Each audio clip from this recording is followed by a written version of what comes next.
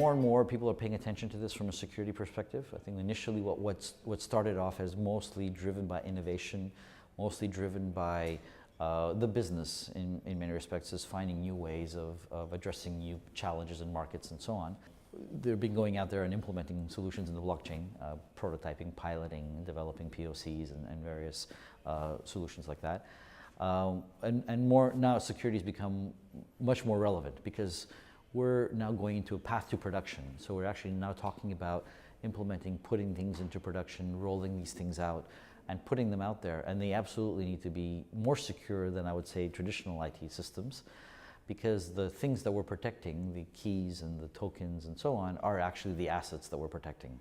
And hence the reason why security is even more critical in that space. So the whole security lifecycle is critical.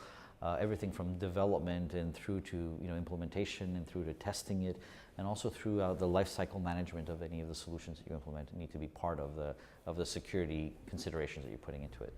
The other aspect of it that is being sort of explored these days is really around how do you take blockchain and use it as a mechanism for delivering security, which is actually slightly different.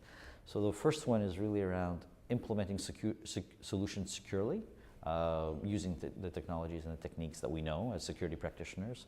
But then how do you actually implement new things using blockchain as a delivery mechanism for security solutions? And there are a number of very interesting solutions out there that people are working on, especially in the identity space, identity management space, and also using it for a number of other things as well. There are certain things that you cannot do with the traditional technology, and this technology is distributed in nature, much like the internet did to traditional X25 networks and other types of solutions that were previously out there.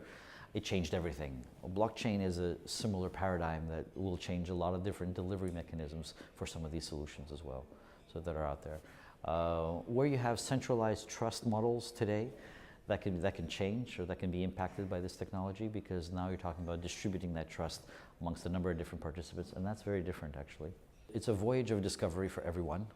That's the first thing I want to say, I think, out there. Everybody's learning, including people that have been in it for a long time. And there's a lot of things that we don't know, so we're discovering it as we're going along.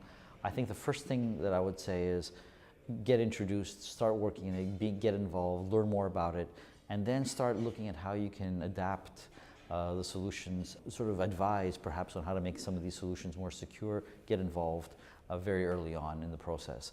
Don't wait until the business has gone out and deployed it. I think that's a very important part of it, a part of the journey as well. So being involved early on.